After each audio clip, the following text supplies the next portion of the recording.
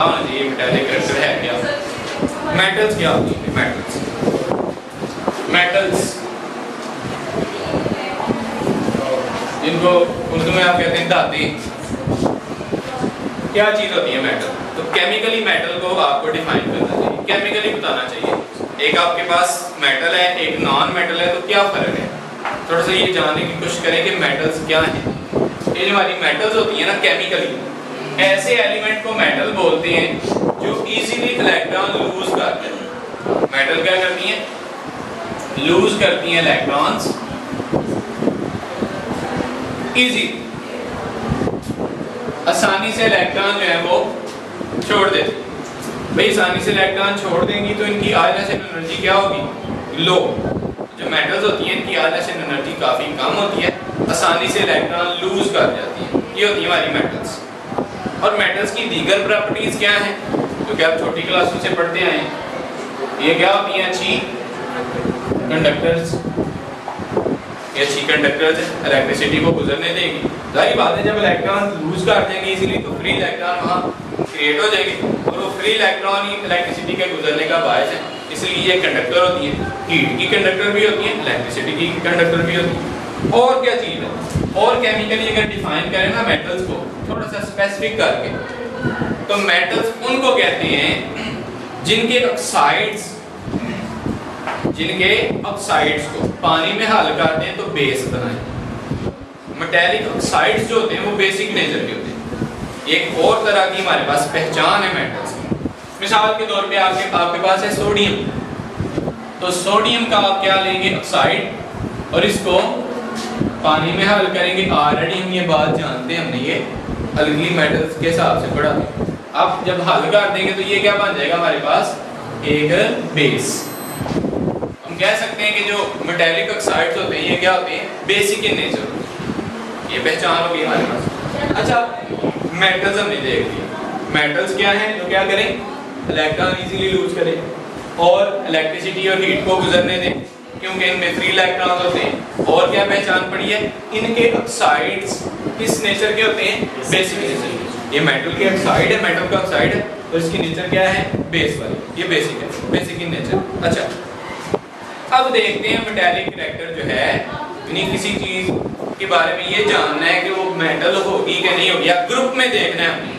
Group है आपके पास, आप देखना चाहते हो ऊपर वाला एलिमेंट अच्छी मेटल होगा कि नीचे वाला अच्छी मेटल होगा। आप पीरियड है, पीरियड में मूव कर रहे हो लेफ्ट टू राइट, आप देखना चाहते हो कि इसमें क्या ट्रेंड है मेटालिक कैरेक्टर, कौन मेटल्स होंगी, कौन वाली जो है वो अच्छी मेटल्स होंगी, कौन सी बुरी मेटल्स होंगी, क्या हिसाब था। ये जो ट्रेंड है ना, इसका ताल्लुक इन्हीं पॉइंट्स के साथ है। बहुत देखिएगा, ग्रुप में मूव कीजिए ऊपर से नीचे और देखें क्या हिसाब होता है। जो इजीली इलेक्ट्रॉन लूज करेगी वो क्या हो जाएगी? अच्छी मेटल। जो इजीली इलेक्ट्रॉन लूज नहीं करेगी वो अच्छी मेटल नहीं होगी। ठीक है, तो ग्रुप में जब हम मूव करते हैं तो क्या तब्दीली आती है? आपको मैंने ये एक ही काम कहा था कि आप साइज के बारे में अच्छी तरह से जान लें। साइज के बारे में जान सकेंगे तो अगर साइज ग्रुप में ऊपर से नीचे आएंगे तो क्या होगा? साइज इंक्रीज करेगा। जब साइज इंक्रीज करेगा तो इलेक्ट्रॉन इजीली मूव होंगे। इसलिए ग्रुप में जब हम टॉप टू बॉटम आते हैं तो मेटालिक कैरेक्टर क्या करता है? इंक्रीज करता है। ठीक है, जब हम ग्रुप में आते हैं टॉप टू बॉटम तो मेटालिक कैरेक्टर क्या करता है बेटा? इंक्रीज करता है। इंक्रीज इसलिए करता है कि इलेक्ट्रॉन जो है वो इजीली लूज हो सकते हैं इन बिगर एटम्स। जो ज्यादा बड़े एटम्स हैं उनमें से इलेक्ट्रॉन आराम से निकल सकते हैं as compare to smaller atoms. ठीक हो गया? पीरियड की बात करते हैं। जब हम पीरियड में मूव करते हैं तो फिर क्या होता है? साइज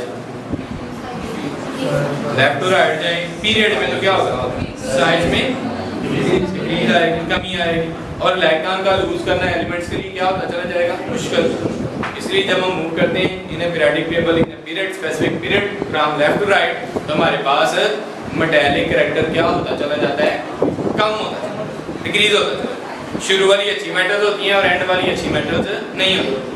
तो जिस बात को दोहरा लें, क्योंकि जो अगला हमारा कैरेक्टर है ना, ये तो हमने पढ़ा है मेटालिक कैरेक्टर।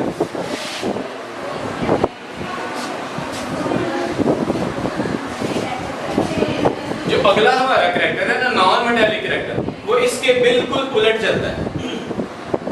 वो इसके बिल्कुल इनवर्स चलता है। ठीक है, ग्रुप्स में हमने देखा ऊपर से नीचे मेटालिक कैरेक्टर क्या कर रहा है, इंक्रीज, और पीरियड में जब हम देखते हैं फ्रॉम लेफ्ट टू राइट, तो ये मेटालिक कैरेक्टर क्या करता है, डिक्रीज। यही वजह है पीरियोडिक टेबल में शुरू वाली मेटल्स होती हैं और पीरियड के बिल्कुल एंड पे जाके राइट साइड पे हमारे पास नॉन मेटल। ठीक है, अच्छा जी, अब आगे पहचान करते हैं अपने और देखते हैं कि नॉन मेटल कौन सी होगी। नॉन मेटल कौन सी होगी भाई? नॉन मेटल क्या करेगी, नॉन मेटल क्या करेगी, इलेक्ट्रॉन इजीली लूज करेगी नहीं, नॉन मेटल इलेक्ट्रॉन आमतौर पे क्या करती है, गेन करती है, इजीली लूज नहीं करती, इलेक्ट्रॉन गेन करती है। क्या नॉन मेटल कंडक्टर होती है? नहीं, नॉन मेटल आमतौर पे क्या होती है, नॉन कंडक्टर। कुछ स्पेशल केस हो सकते हैं, जैसे कार्बन में है तो नॉन मेटल, लेकिन उसमें ग्रेफाइट है जो कि कंडक्टर है, स्पेशल केस है। अच्छा जी, आगे हैं, तीसरी बात हमने क्या पढ़ी थी, मेटल के ऑक्साइड के बारे में। लो जी, नॉन मेटल का ऑक्साइड भी देख लेते हैं। नॉन मेटल, हमारे पास नॉन मेटल है सल्फर, इसका ऑक्साइड देखते हैं, इसको पानी में हल कर लेते हैं, sulphur trioxide non metal oxide है, पानी में हल कर, क्या बनेगा, क्या चीज है ये, सल्फ्यूरिक एसिड। क्या पता चला, ये जो ऑक्साइड होता है ना नॉन मेटल का, इसकी नेचर क्या होती है, एसिडिक। पहचान होगी, कैटेगोरिकली देखा हमने, नॉन मेटल्स वो होती हैं जो इलेक्ट्रॉन गेन करती हैं, ये